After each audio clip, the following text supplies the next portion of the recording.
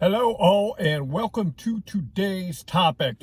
Today I want to talk to you about DoorDash. I want to talk to you about how you can spot the best orders on DoorDash when they send you a request to pick up.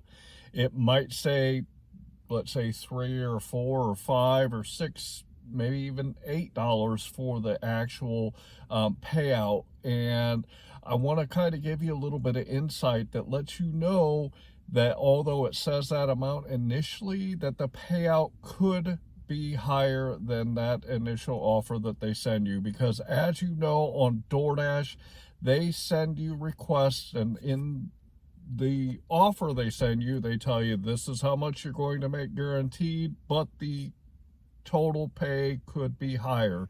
So today I want to kind of break down to you how that might look on the other end when you finish, and kind of give you some insights and ideas on how you can tell if an order might pay more. So let's get into the topic.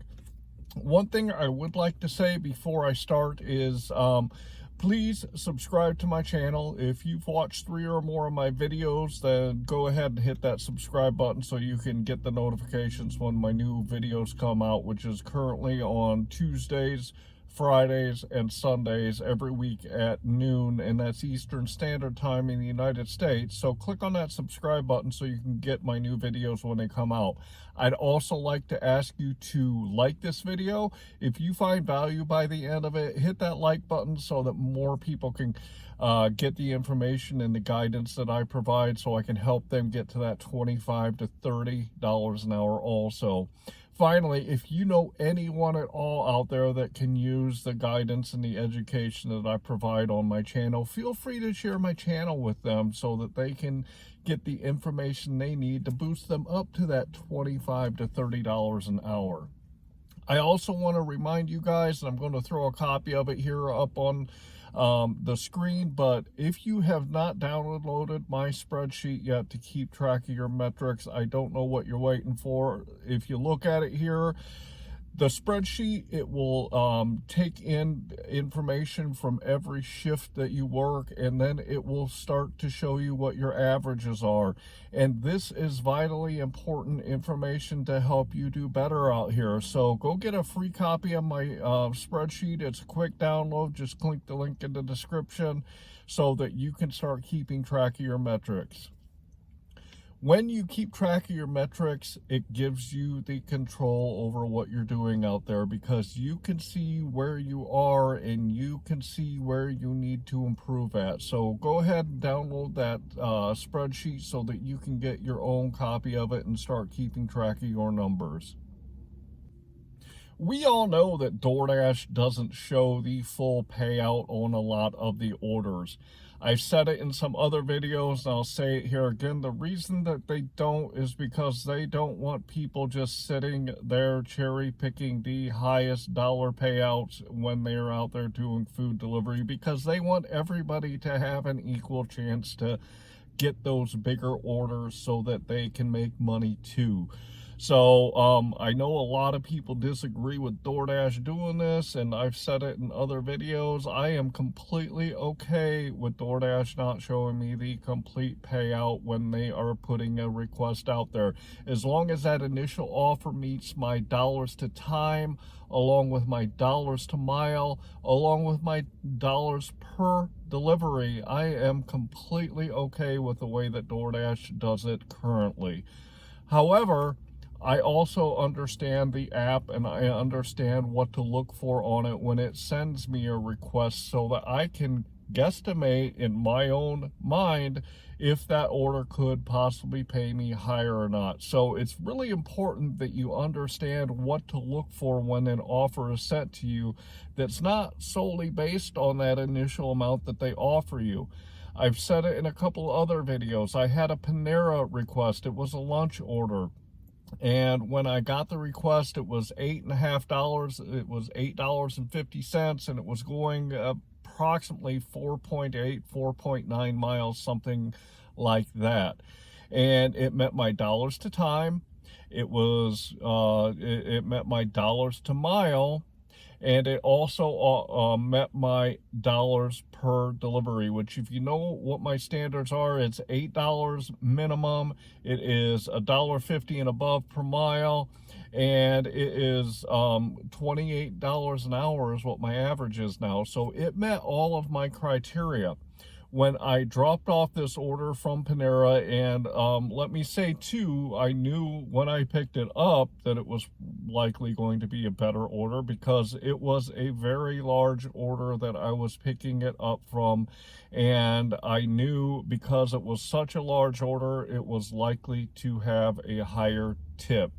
So when I dropped that order off and I clicked complete on DoorDash, the payout on it was actually just over $31 for that one order.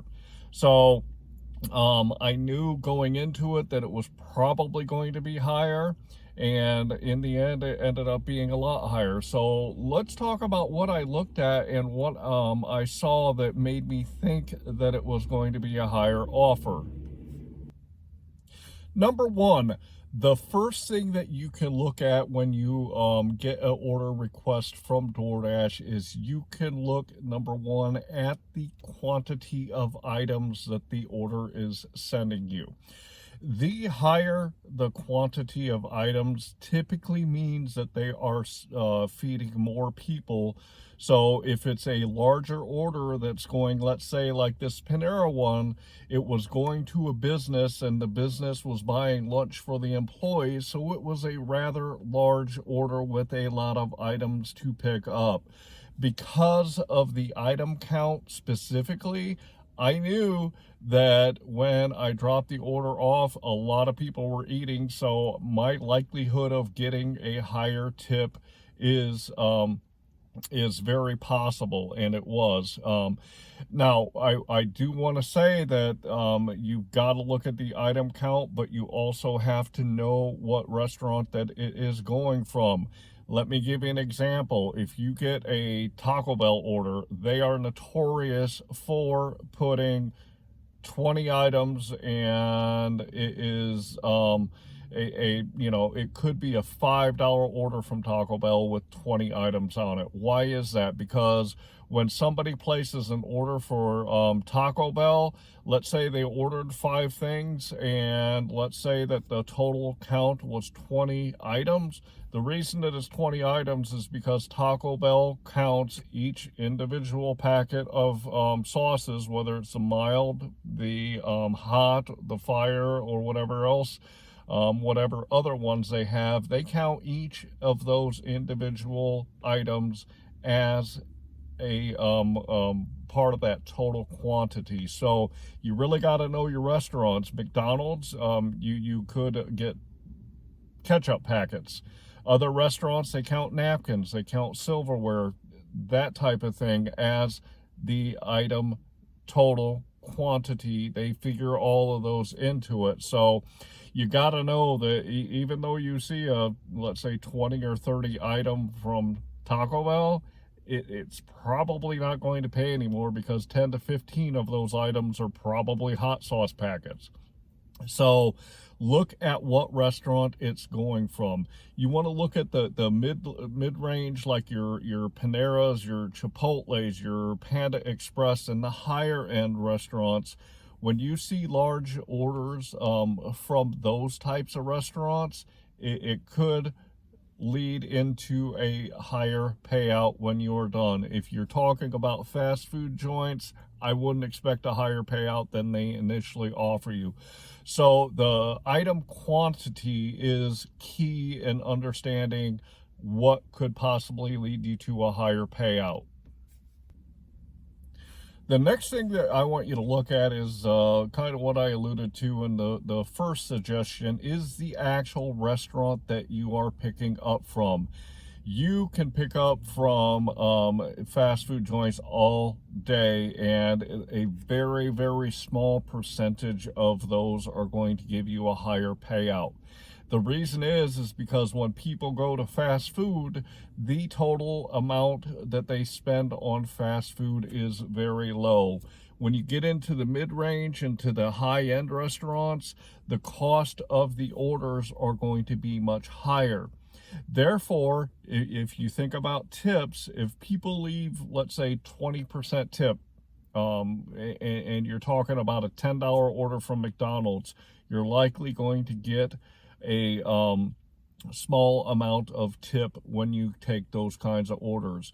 When you take a look at the mid-range and the higher end, the cost of those orders are typically going to be higher. And as you get into the higher end restaurants, people expect to pay a higher tip when they are getting high-end food from a high-end restaurant. So on top of the quantity, you want to look at the actual restaurant, because people that order from different types of restaurants expect to pay different types of tips when they place those orders. So make sure that when you look at that request, you see where the order is picking up from, because that's going to give you a bit of insight into the mentality of the customers and what the customers should expect to pay in a tip. So knowing your restaurants and knowing the pricing at your restaurants is very instrumental in knowing whether or not that is going to lead you to a higher tip. The third and the final thing that I want you to look at is the mileage. And I know that there are many YouTubers out here that tell you you cannot drive too far from your hotspot to get the money that you're looking to earn out there. I actually did a video on taking high mile deliveries if your marketplace would sustain it, and I'll go ahead and throw a link up here to that video so that you can watch that and understand that you can make a lot of money taking the higher mile deliveries, and it is possible to take those deliveries and to continue to make the money that you want while you're out there doing food delivery. You don't have to stay within this one condensed area to get the money that you want to get. I talk to you all the time about the hot spots, the sweet spots is what I call them, that you define in your marketplace. And if you look at an order that is sent to you and it's high miles, if the dollars to time makes sense, if the dollars per mile makes sense, if the dollars per delivery makes sense, and finally, if the drop-off point makes sense, that's going to land you into another zone that you can get good orders from, then don't be afraid to take those high miles.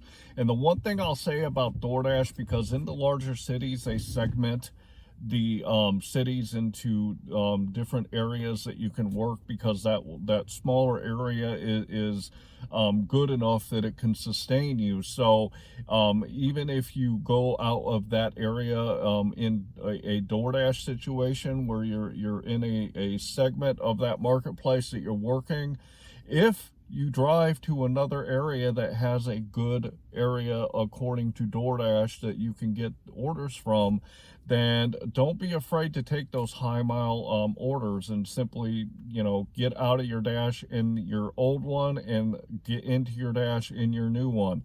This goes back to knowing your marketplace. You have got, especially on DoorDash, if you have segments that DoorDash splits up your city into all these little areas, you've got to go and work in each of those areas so you know where in your marketplace you can go to get the most money. If you work in a big city like mine, Fort Wayne is 265,000 people, and DoorDash and GrubHub and Uber Eats, the whole city is my area, so I can drive anywhere in that marketplace and get orders on all the apps. If you're in a segmented one, you're going to have to go to each of those segments and try it out and see on DoorDash what are the good ones and where should you end up landing yourself if you get orders on DoorDash. So getting back into what I was talking about then, when you look at the miles on a DoorDash order, a lot of people are afraid to take those high miles because they are afraid that DoorDash isn't going to give you the money for driving those miles. However, if you take into consideration the amount, the quantity that I initially talked about, you take a look at what the restaurant is, then figure in, okay, this is this quantity, this is from this restaurant, it's going this distance. Again, if you think about the people that are placing the order, if they are placing from those mid-range to high-end restaurants and you are driving to take that to them a little bit higher miles than you would normally consider, those people are likely going to tip you more in the end because they know and understand what your situation is, and they'll be willing to compensate you for it. So look at those higher miles ones and don't be afraid to grab one once in a while and test it out in your marketplace to see if those higher mile ones from those mid to high end restaurants that are going to, especially going to the higher level neighborhoods, the more affluent neighborhoods, there's likely a tip in there that DoorDash isn't sending you or showing you. So go ahead and don't be afraid to grab those orders. Everybody knows that when you get an order from any of the platforms, DoorDash, Uber Eats, and GrubHub, you've got to look at the dollars. You got to make sure that the dollars to time makes sense for you. You also have to make sure that the dollars per mile make sense for you. On DoorDash specifically, the reason that they hide the tips from the drivers is because they don't want people cherry picking only the top paying deliveries when people are out there doing DoorDash. It is completely understandable from a business sense of why they do this. If you look at the quantity of the items, if you look at the restaurant that it's picking up from, and you look at where that order is dropping off from, you can make it's not just luck that'll get you those higher tips, but you can make a good guesstimate on those orders so that you know that you can pick up those orders that up front they might not look like the best orders. However, on the back end there's a great likelihood, a good chance that you will get a higher payout on them.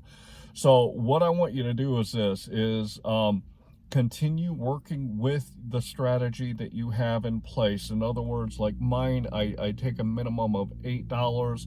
My minimum is $1.50 per mile, and my minimum per delivery I like to get is around $8 also, minimum. I can consistently get higher ones, and right now I'm sitting about $11.50 a delivery. But I want you to continue to use the strategy that you have in place. However, what I would like you to do is I would like you to grab one or two orders a shift that might not look like up front that they're going to pay you a lot, but grab those and see what the payout does in your marketplace so that you can start knowing and you can start learning and understanding in your marketplace. When DoorDash sends you a request, on the back end, hey, there's likely going to be more money coming from this order, so I'm going to go ahead and grab it, even though it says $5 for 7 miles. So I want you to see how that works in your marketplace, and I'd really appreciate it if you guys would either comment or email or text me and let me know what you find when you're out there doing it, so that I can pass that along to the other viewers also. I want to say thank you for joining me today in today's topic, because there are ways and there are things that you can do, things that you can look at when DoorDash sends you an order to know if it could likely be a higher paying order. And I hope that you try this out and see how it works in your marketplace. And again, let me know what you find out. I'd really like to hear some feedback on this. Would also like to remind you, go ahead and go into the description, click on that link and download my metric sheet, because the metrics that you keep are going to give you the control when you are out there doing food delivery. So go down into the description and click on the link and go download my spreadsheet so that you can start keeping track of your metrics. I'd also like to ask you to subscribe to my channel so that you can continue to get the education and guidance and the information that I provide out here. Also would like to ask you to like this video. The more likes I get, the more people I can help. Finally, if you know anyone at all that can use the information that I throw out here, feel free to share my videos and my channel with other people. I hope that you are out there getting the money that you and your family deserve. And with that, I'm going to say thanks.